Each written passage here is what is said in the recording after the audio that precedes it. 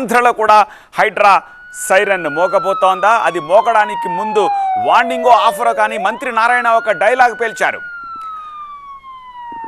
ఆ డైలాగ్కి ఒక డైనమైట్ని జత చేర్చారు గంటా శ్రీనివాసరావు. ఆ బ్రేకింగ్ ఇప్పుడు మనం చూస్తున్నాం. ఆంధ్రప్రదేశ్లో హైడ్రా ప్రకంపనలు సృష్టిస్తోంది. ప్రభుత్వ భూములు ఆక్రమిస్తే తిరిగి ఇచ్చేయండి, లేదంటే హైడ్రా తరహా చర్యలుంటాయని చెప్తున్నారు. ఏపీ ప్రభుత్వం మున్సిపాలిటీల్లో ఆక్రమణకు గురైన భూముల్ని స్వచ్ఛందంగా తిరిగిచ్చేయమని చెప్పి మంత్రి నారాయణ విజ్ఞప్తి చేస్తున్నారు. విశాఖలో పార్కులు ఆక్రమించి నిర్మాణాలు చేశారు. అక్రమార్కులు దారికి రాకుంటే హైడ్రా తరహా యాక్షన్ ఉంటుంది అంటున్నారు గంటా శ్రీనివాసరావు.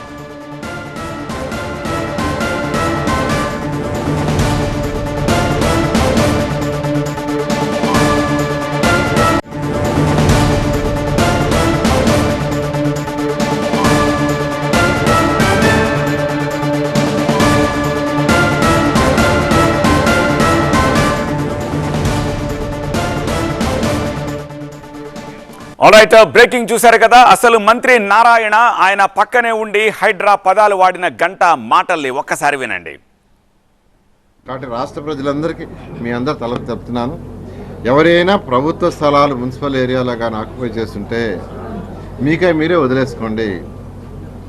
పార్కు స్థలాలు కావచ్చు, లేదా ఏ స్థలాలైనా ఇలాంటి ఖచ్చితంగా ప్రభుత్వం చర్యలు తీసుకుని వాటిని ఆక్యుపై చేసుకుంటారు. ఆంధ్రాలో కూడా హైడ్రా లాంటిది వస్తుంది.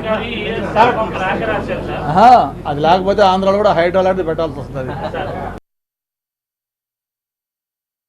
విన్నారుగా, మీ అంతటా మీరే వదిలేసుకోండి అని మంత్రి నారాయణ అంటే, పక్కనే ఉన్న గంటా శ్రీనివాసరావు లేకపోతే ఆంధ్రాలో కూడా హైడ్రా తరహా చర్యలుంటాయని చెప్పేసి మీడియాతో సరదాగా అన్నారు. కానీ బుల్డోజర్లు ఉన్నాయి, జాగ్రత్త అన్న హెచ్చరికని మాత్రం ఘాటుగానే సీరియస్గానే పంపించినట్టుగా తెలుస్తోంది. ప్రభుత్వ భూములు, పార్క్ స్థలాలు ఏమైనా కావచ్చు, ఒకవేళ ఆక్రమిస్తే తిరిగి వదిలేసుకోండి, ఇచ్చేయండి అంటున్నారు. లేదంటే అక్రమార్కులపై ఉక్కుపాదం మోపుతామని వార్నింగ్ ఇస్తోంది ఏపీ ప్రభుత్వం.